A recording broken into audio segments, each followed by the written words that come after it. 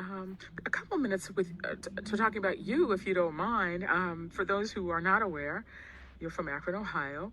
I understand that your father was the first Black research chemist in the tire industry, and your mom had a deep interest in education, but was not able to go to Howard University, even though she'd won a scholarship because her parents wouldn't let her go. And then she did wind up being trained as a secretary. And I understand that your three other siblings became chemists and mathematicians. And here you are, I don't want to say the black sheep of the family, but certainly the odd one out. The odd one out.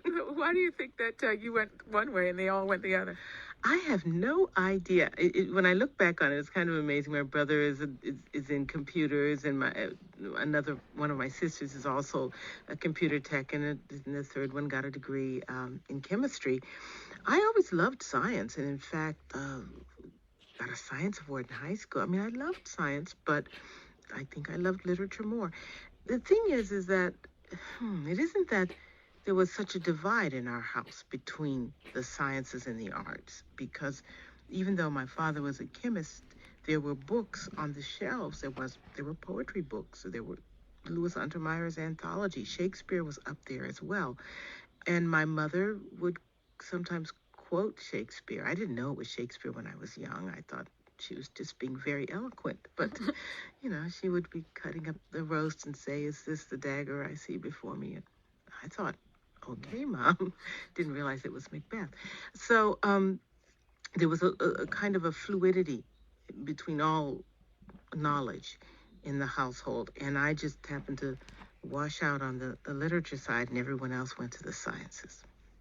Before we let you go, we call this segment Wisdom Watch. So we'd like to close by asking if you have any wisdom to share. I'm particularly thinking of perhaps you're someone who's listening to our conversation, who is a younger you, or whoever you would like to speak to. It's hard to be called upon to be wise. But I would say to someone who was wondering if they could become a poet, you have two things in front of you. First of all, you have your heart and the things that you want to say. Nothing is too small. Nothing is too, quote unquote, ordinary or insignificant. Those are the things that make up the measure of our days, and they're the things that sustain us.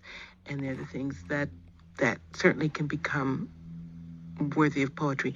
And the other thing is your tools, which is the writing itself, the language, the way you use that language, even grammar. And so you use one in order to get to the other. And when someone tells you your poem is bad, it doesn't mean that your heart is bad. It just means that your language, the way, your tools, you have to hone them a little more. So to be able to separate those two and to work to hone the tools, to practice your scales, so to speak, in order to play the symphony, is what you have to do as a young poet. And to read. If you don't love to read, if you don't get taken in by any text that you see on the back of a cereal box or in a book, then I would say you probably won't have the right passion to write as well. Rita Dove is a former U.S. Poet Laureate. She is Commonwealth Professor of English at the University of Virginia. Her latest book is the Penguin Anthology of 20th Century American Poetry. And she was kind enough to join us from Charlottesville, Virginia. Thank you so much for speaking with us. It was wonderful. Thank you.